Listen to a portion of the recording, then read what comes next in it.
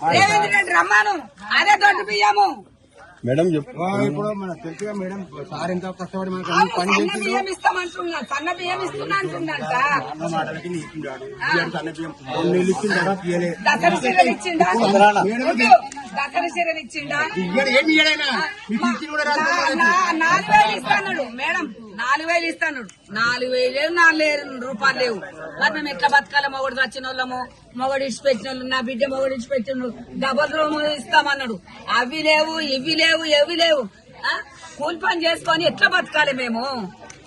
కేసీఆర్ కోటండి. ఇప్పుడు కేసీఆర్ కోటేసి తప్పకుండా కేసీఆరే వస్తాడు, కేసీఆర్నే గెలిపిస్తాం,